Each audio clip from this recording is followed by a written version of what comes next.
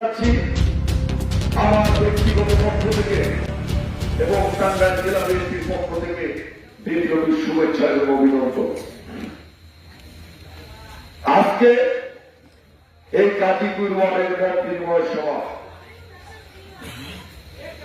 এই কাজীপুর ওয়ার্ডের মত বিনিময় সভায় আমি এখানে এসেছি শহর বিএনপির উদ্যোগে। এই কাজীপুর আমার ঘর, আমার বাড়ি, আমার মাটি। আপনারা জানেন যে গাজীপুর হচ্ছে 10 নম্বর ওয়ার্ড, আর আমি 12 নম্বর ওয়ার্ডে বাস করি। 11 নম্বর ওয়ার্ডের কাউন্সিলর মেহেদী হাসান আলী। আমরা তখন কলেজে পড়তাম, স্কুলে পড়তাম, তখন কিন্তু এই 10, 11, 12 ওয়ার্ড ছিল না, তখন এটা 6 নম্বর ওয়ার্ড ছিল মনে হয়।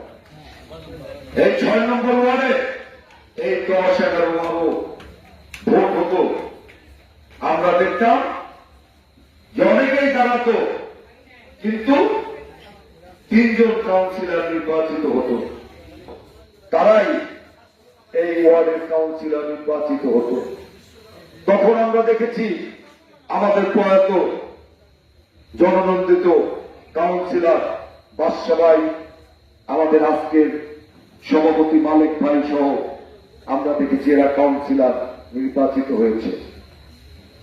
মহিলা, নব্য, সভ্য এবং এখানকার শুধু মুরব্বীরা, ছাত্র সমাজ, যুব সমাজ সকলেই এখানে ভালো। সারা টাঙ্গাইলের মানুষ জানে। আমি এখানে কি বক্তব্য দেব? আমি গাজীপুরের যত মানুষ আছে সব মানুষকে আমি চিনি। মা বলতে হয়তো আমি সকলকে চিনি না, আমি হয়তো অনেকের নাম জানি না, কিন্তু আমি চিনি যে এটা আমার এলাকা গাজীপুরের মানুষ। এই মুরব্বী আমার গাজীপুরের, এই ছাত্র ভাই আমার গাজীপুরের, এই যুবক ভাই আমার গাজীপুরের, এই অটো চালক, এই ভ্যান চালক, এই রিক্সা চালক, এই সবজি বিক্রেতা আমার গাজীপুরের।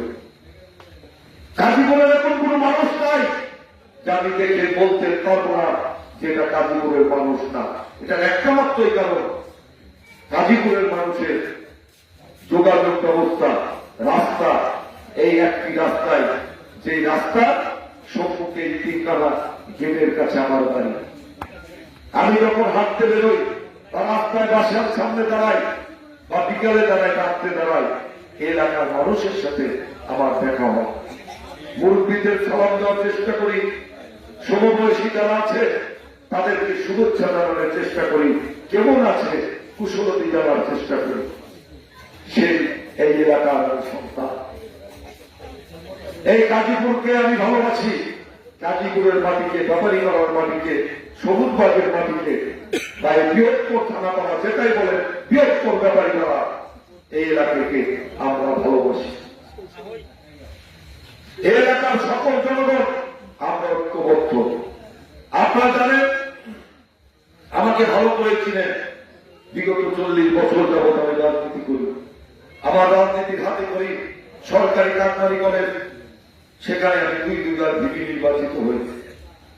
আমার প্রথম জেল শুরু হয় এরশাদ আমলে। 89 সালে আমি প্রথম জেলে যাই। 89 সালে আরেকবার জেলে যাই। 90 আন্দোলনে আমি জেলে যাই। তারপর আপনার 91 সালে বিএনপি ক্ষমতায় আসে। তারপর 96 সালে আবার আমি হাসিনার নামে কয়েকবার জেলে যাই, 4-5 বার।